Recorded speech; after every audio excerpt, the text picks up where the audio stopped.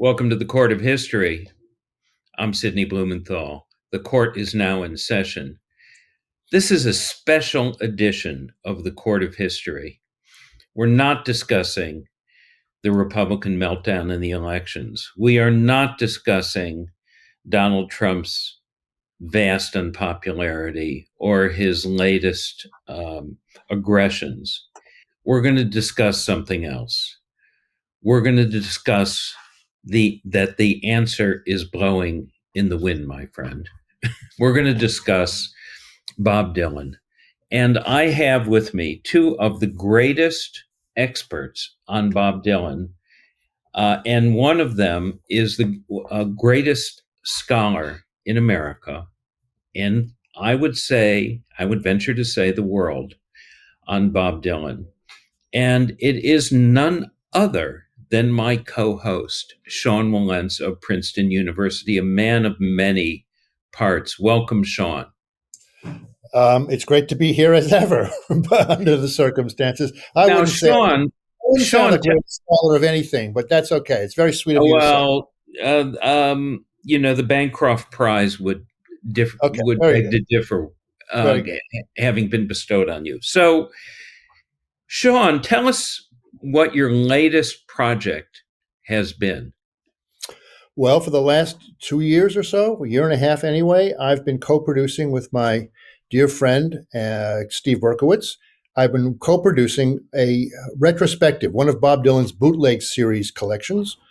As Dylan fans will know, and others may as well, for some years now, since the early 90s, Dylan has released old material and tried to expand on our understanding of his work by releasing old material, some outtakes, all sorts of things about various phases of his career. About 3 years ago or so, or more than that actually, the Dylan camp decided to go ahead and try to cover the early years, the period where Bob Dylan became Bob Dylan, really, in the early 60s in Greenwich Village. And there was a mountain of material, so we were commissioned, in effect, to go ahead and whittle that down into a box set like the one we have. It was just released on Friday. It's called Through the Open Window, Bootleg Series 18, Through the Open Window, Bob Dylan, 1956 to 1963. Crucial years. And we also have with us Steve Burkowitz, your co-producer. So we have two great experts. Steve, you may want to elaborate on this because you know his background much better than I do, but Steve is a legendary A&R man at Sony, and he's now running Sony Legacy, amazing recordings, not only Bob Dylan, Miles Davis, many others, and he has worked with some of the greatest names in music history, from Leonard Cohen to Tony Bennett, Branford Marsalis. The list goes on. Sean, do you want to introduce Steve a little more? Yeah, Steve Berkowitz is a legend in the music industry. He really is. And not only for the work he's done with Legacy, but he's discovered, for example, Jeff Buckley, a major artist of recent times. What he hasn't done, in fact, is as extraordinary as what he has. He's managed to do so much in terms of recapturing and preserving this culture, this music, this stuff, going all the way back well into in the last century, in all sorts of ways. From Louis Armstrong, for example, he won a Grammy, in fact, for his work on the Hot Fives and Hot Sevens of Louis Armstrong in the 1920s. So Steve, as much as anyone else, is responsible for keeping American music, the glories of American music, available, present, up to date, and also produced in the most pristine way possible. I think one of the things I enjoyed most working with Steve on this project was taking these tapes, which we'll talk about it, which were of uneven quality, and turning them to something not just listenable, but glorious. That's my friend Steve Berkowitz, among many other things. Boston Red Sox fan. We could go on, but there we are. Yeah, Steve. I lived in Boston for many years, and we sort of crossed paths through the alternative press, and I was in the music scene. Didn't see you there, but you were there, Club 47, and so on. And you came out of there, and you've come into this legacy role. Tell us a little bit about how you came to this and how you think about it. Well, we may have seen each other there, and it was some years ago, and I had a much different amount of hair. And we may have seen each other. You may have been around WBCN where I was. You Yes, may I have was. been, yeah. Sure. And we share a friend in John Landau, and Yes, we do. yeah. But tell us. The Cambridge scene of my youth of the late 60s and Vietnam period is a big stamp on me in a form of activism. But I am a musician to start with, and it has always formed as, I think I really formed as an arts activist once I decided I wouldn't play anymore, which I would do at the period when we crossed paths in Boston and Cambridge.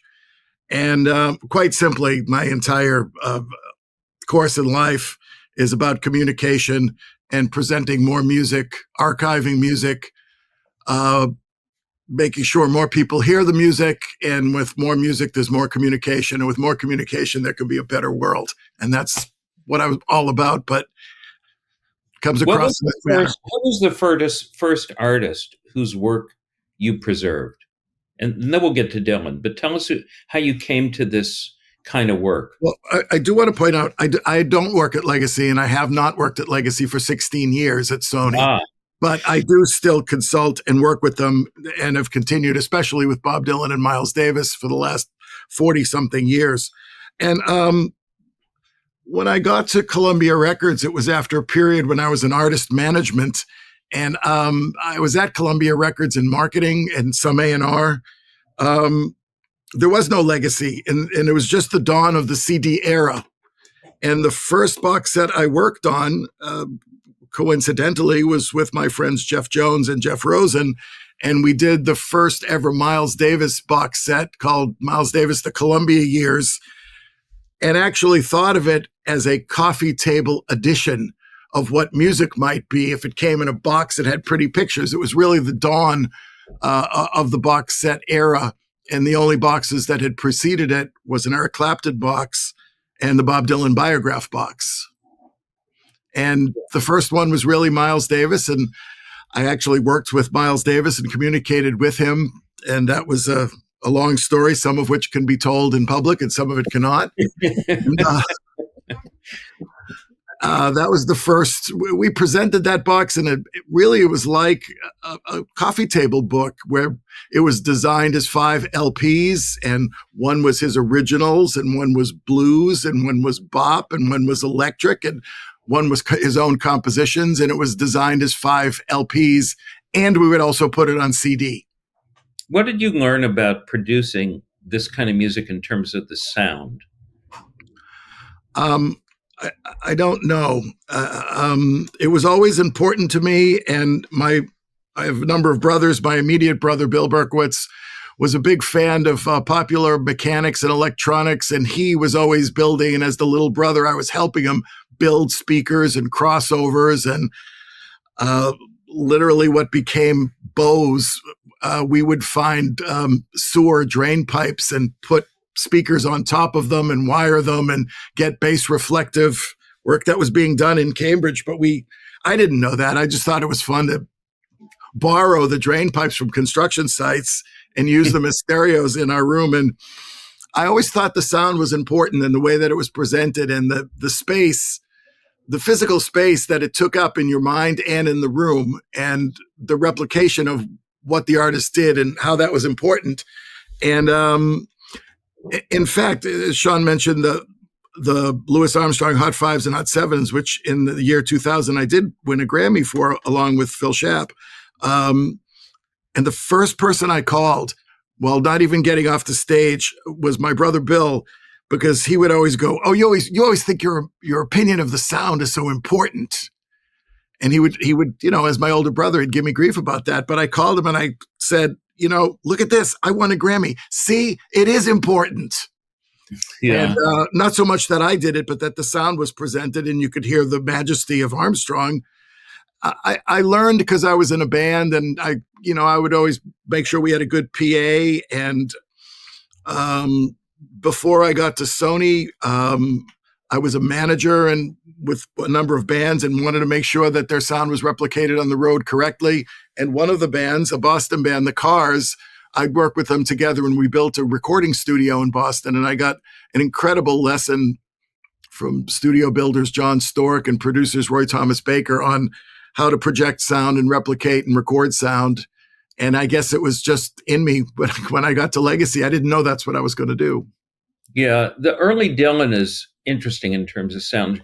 Sean, tell us, you have a long hit. First of all, tell us a little bit, and people don't know, how you met Bob Dylan and when you met him. And then tell us how Bob Dylan became Bob Dylan. Well, I didn't meet Bob Dylan until much, much later, but I heard of him very early on.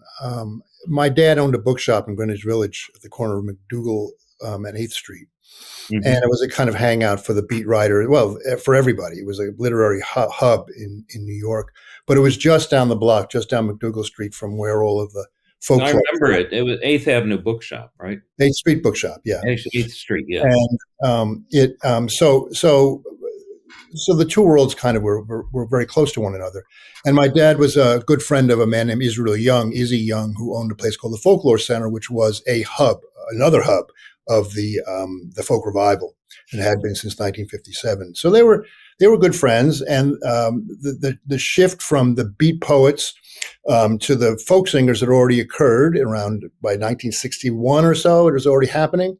And somewhere in there, I remember hearing Bob Dylan's name for the first time when Izzy told my dad, we used to visit the Folklore Center, every couple of weeks.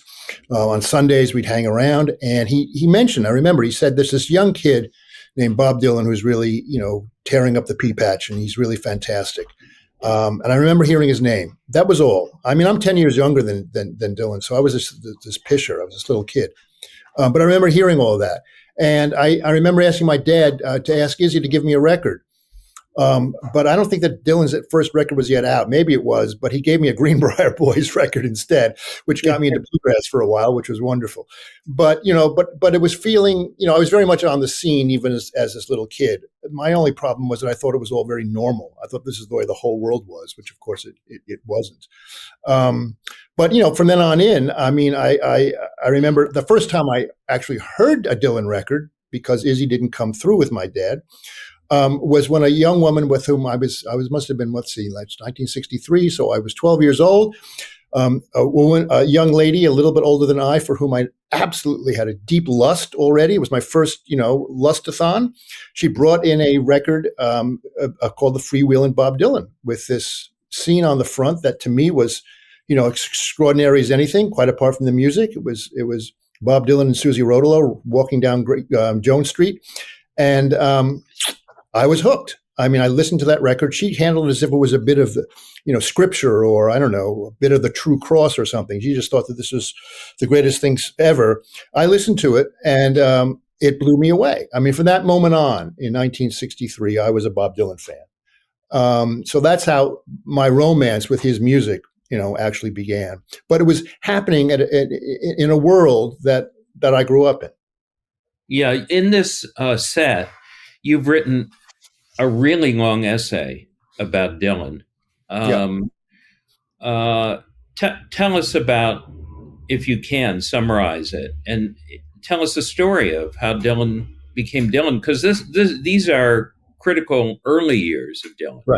Right. Absolutely. I mean, he the whole point of the collection really is to tell the story. From the very beginning, Steve and I were intent on not simply, putting out a lot of Bob Dylan tracks from the early years, but rather to shape it into a story of how this young guy comes out of Minnesota, lands eventually in the Village, and how he then became what we know as the man who was later going to win the Pulitzer Prize. And over the course of Nobel Prize. Sorry, did I say Pulitzer? And he won the Pulitzer too, but win them all. He's won them all. Yeah, he's won Winner them with the all. Nobel Winning a Grammy. and lots of Grammys. Or two. As has Steve, but that's another story. So that was by 1963. By the time I was first getting to listen to him, he was a very, very different kind of performer and artist than he had been when he arrived in New York. So we wanted to tell the story. We wanted to trace how that happened, and it's a much more complicated story than I think people realize. It's not just a story of a genius coming to town already full blown, and then he just takes off. He learned a lot. He had to work very hard. There was a community around him, the community of the village that he was working with. We wanted to put that whole story together as best we could, showing false starts as well as breakthroughs, showing him working very, very hard at his craft, showing him doing so, as I say, in a community of people rather than simply on his own. So that when you begin, you hear Bob Dylan or then Bob Zimmerman in St. Paul, Minnesota, at a music shop with a couple of other people, a couple of other young people, and they're playing doo-wop and they're playing Let the Good Times Roll, and they're not very good. They sound like any other group trio of 15-year-olds in 1956 laying down the music that they loved. By 1963, he is commanding a performance at Carnegie Hall, which is just extraordinary. I mean, it's a kind of a high point in understanding what was going to become the culture, the counterculture, sort of the early counterculture. That was ground zero for all of that moment. So how we get from that little music shop in St. Paul to Carnegie Hall in 1963 in an extraordinarily rapid progress when you think about it. Steve has actually said sometimes, this is maybe the most rapid development of a genius, at least in the music world, that we can even think of, at least in modern times. To trace that story as best we could through the notes in part, because I did write the notes out early, although I changed them once we listened to more music, but really through the music itself. That if you listen to the music carefully, you can hear, you can see, you can understand this evolution. Yeah. Steve, what are your views on the evolution of the music that you heard?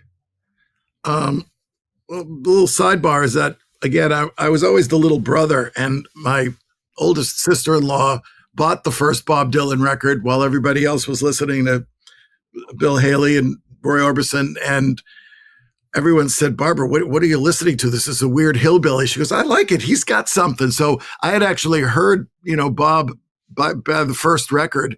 And then my other brother took me to see Bob Dylan when he was still solo acoustic in Boston at what had been, when you lived there, was probably called the Back Bay Theater. It was just a block or two from Symphony Hall on Mass Ave.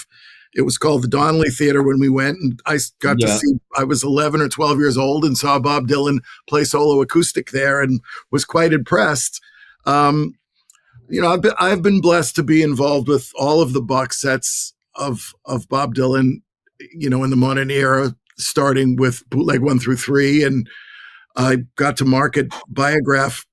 I'd always been interested in the early parts, except CBS, Sony, nor Bob Dylan actually owned the recordings. They were spread out amongst the people who made them and collectors and bootleggers. And how do you put that together? Well, along with Parker Fischel in the Dylan office and Jeff Rosen and many friends, collectors in the Sony archives, over the years, we've started to make order of all of the Bob Dylan recordings, which are immense. And in fact, once I got to CBS and then Sony, for some reason, I thought it was my mission to bring order to both the Bob Dylan and Miles Davis tape archives and catalogs, because as wonderful as the record companies have been in some cases, they were not archivists. They were not the Library of Congress. They were basically direct marketing vehicles. And if there were Black people here, we would record some Black music. If there's people in Appalachia, can we sell them some things? Oh, there's French Acadians down here in New Orleans. Let's record some of that. And once they spent the money to record it and manufacture the lacquers in the first place, it was back catalog. And quite frankly, it took up room in a warehouse. And if we couldn't make money from it, why bother? So the tapes were not exactly always taken wonderful care of. At some periods they were, and some periods they weren't, as was the directive at any corporation of what their focus is. It was important to me. And if at the end of my life, if there was a tombstone, which I don't think there will be, it could say, this guy put the Bob Dylan and Miles Davis tapes in order. That would be fine. That would be a good thing. as I'm speaking to historians, gentlemen. Thank you. How did you know which tracks of Dylan in this period to include, and then how to sequence them? This is a very important, this is a formative period for Dylan. Well, my particular method is they sequence themselves because Bob Dylan made these in a chronological order. There you are. Working with Sean at the beginning, I'll tell you how this happened with Sean. Besides him being my friend, and we've been tangentially involved in some other projects, I had received a book of the photographs of Fred Dara. Is that his name, McDara? Fred McDara, yeah. Of the Village Voice. And for some reason, there's a lot of beautiful photographs in it because that's what it's about, is his photographs. And for some reason, I usually go from the back to the front in photo books. I don't know why, I just do. And I'm looking at these wonderful pictures, and I keep thinking I see Sean in several of the pictures, but it isn't. It's his father in the bookstore. And we look a lot alike. It's very scary, actually, but go ahead. I keep thinking I see Sean. I'm going, well, he's not that old. I mean, he's a little older than me, I want to point out. Yeah. But I keep seeing them. And then I get to the front, and of course, he had written the foreword of the book.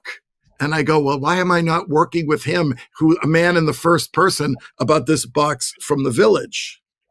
The box in the Village had been in my mind for 8 or 9 years, wanting to add to the rest of the canon of Bob Dylan's box sets that we had made, because it's part of the canon of Bob Dylan. It took a long time to get there. A chicken or the egg, the movie happened. The box was, beginning to happen. I'm not sure which, but certainly for the company, the impetus to follow up alongside the movie with this early material was a good marketing strategy. But I had thought for a long time, just in my own boot heel wanderings, was why Greenwich Village? What would happen if this very bright young man from Hibbing had gone to the big city of Dayton, Ohio?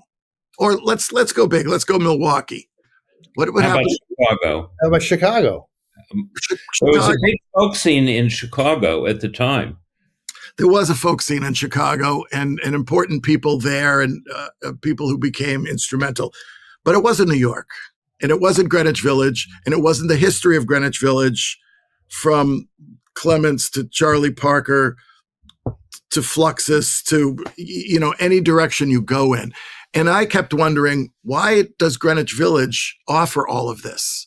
Why the music, the art, the dance, the literature, the either sexual deviance or freedom, depending on how one looks at that? Why Greenwich Village? And it certainly, there was, NYU wasn't there. What brought this to this particular sector of town? From a historical point, I'm interested in this, and I go to Sean and go, why is this like this? Why the you place? You grew up in Greenwich Village, and we should note you've also written the book on Bob Dylan, Bob Dylan's America, and tell us about the effect of Greenwich Village on Dylan. There's no Dylan without Greenwich Village. There's no Dylan without Greenwich Village. In some ways, there's no Greenwich Village exactly as there was without Bob Dylan either. There was kind of a back and forth about all of that. But absolutely, what was going on in the Village in the late 50s, early 60s, it's one of those magic moments that happens in cultural history. Paris in the 1920s is like that. I don't know if you can do it anymore, but certainly the Greenwich Village in the late 50s, early 60s was a hotbed of artistic creation unlike anything of its time. Understand, after World War II, New York City became kind of the capital of the 20th century in a way that, because, Europe lay in rubble, New York City, America had not. New York City was the capital. It was going to be the capital of what Henry Luce called the American century. Right? Well, Greenwich Village was the Bohemia of the American century, if you will. It was already a kind of bohemian outpost. It had been that way in some ways since the 1850s, but certainly around the time of World War I, it had flourished that way. But now, after World War II, it was going to be the place with relatively cheap rents, the place where, as Steve said, you could just sort of take your clothes off and do whatever you wanted to do, freedom, but also of artistic creativity of every kind. One thing to understand about, and this is crucial to understanding Dylan's work, is that it's not simply about folk music. It is very much about folk music, obviously, and he had turned to that, and it was, the numbers of the people who were playing folk music in New York City were unparalleled. How, I mean, everybody from the old generation, like Woody Guthrie and his cohort. Woody was very ill, but Pete Seeger was around, and Cisco Houston was around for a while. But also the younger people, they all flocked to the Village. But it wasn't just the folk music. It was dance. It was painting. You know, the abstract expressionists have been there since the 50s. It was every art form you can imagine had all congregated there.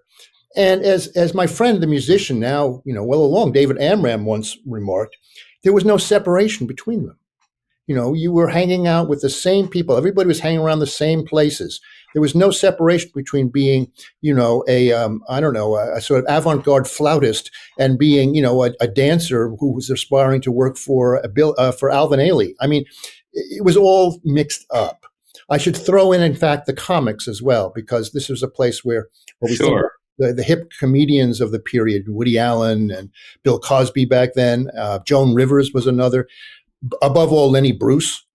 They were all there, and they were all listening to each other. They're all absorbing all of this. Now, Bob Dylan had the ability to absorb every bit of it and to bring it to bear in his music, which is, you know, you can hear that on the set. So on the set that we've completed. So that was Greenwich Village. I mean, it was just almost overwhelming. I didn't even mention the literary aspects of it, because the Beats had been there, and there were, you know, literatures of all kinds that were happening there.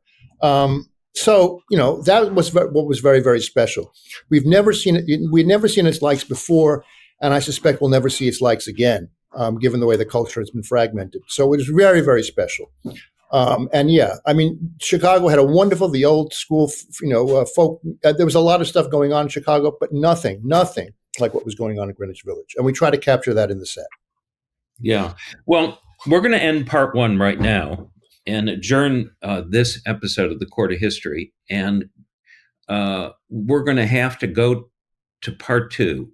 People watching this will want to watch part two of this special edition of the Court of History about the new Dylan Basement tapes and their co-producers, Steve Berkowitz and my co-host, Sean Wilentz. Subscribe to Legal AF, and you can get this and more. But for now, the Court of History is adjourned, and wait for part two. Can't get your fill of Legal AF? Me neither. That's why we formed the Legal AF Substack.